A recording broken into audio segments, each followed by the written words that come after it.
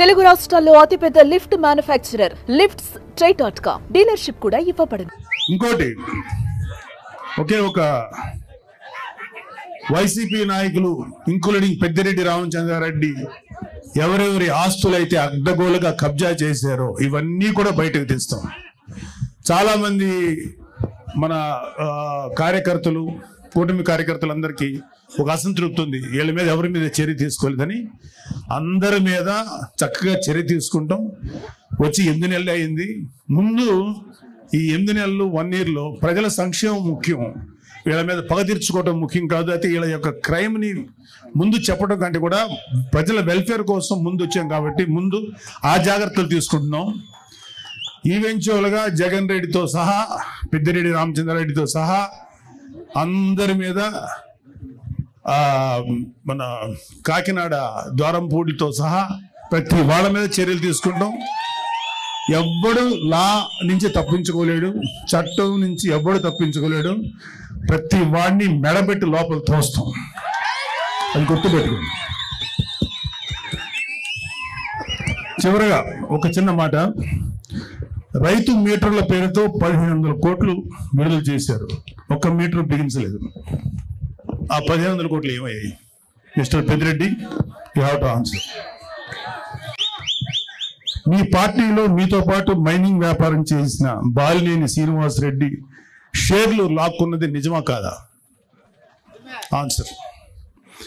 గతంలో మీరు లిక్కర్ వ్యాపారంలో రాజ్ కసిరెడ్డితో కలిసి 50-50 షేర్ బిజినెస్ చేసింది నిజమా కాదా? మీ కుమారుడు మిథున్ రెడ్డి కుటుంబ సభ్యుల మీద అడ్డగోలు బ్రాండ్లతో మద్యం మాఫియా నడిపింది మీరు, నిజమా కాదా?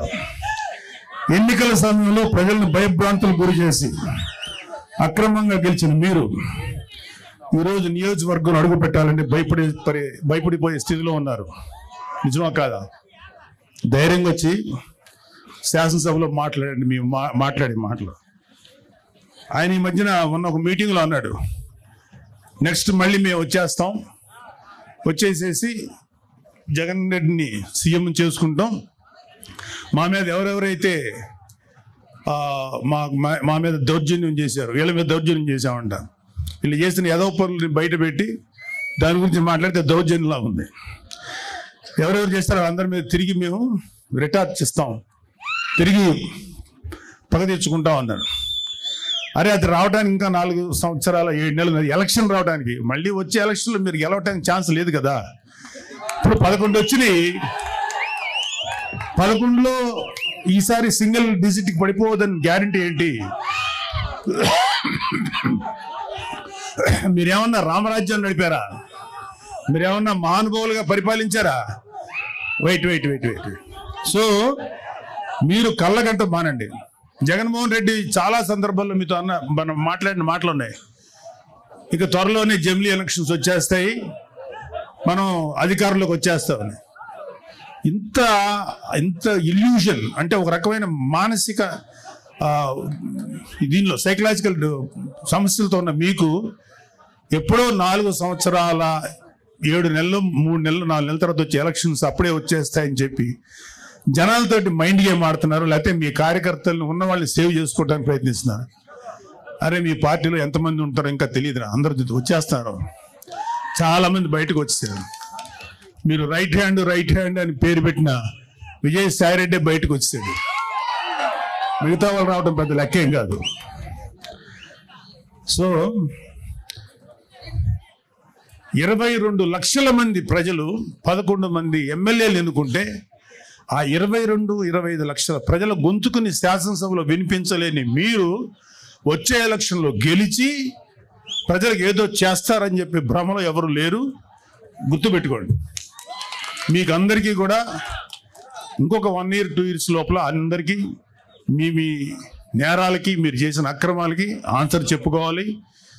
అలాగే కలిగిరి సభలో పెద్దిరెడ్డి రామచంద్రారెడ్డి గారి గురించి అంటే ఈయన మాఫియా గురించి మోడీ గారు ఏమన్నారంటే ఈ మైనింగ్ మాఫియా, ఎర్రచందనం మాఫియా వీళ్ళందరినీ తుంగలోకి తొక్కుతానని చెప్పారు.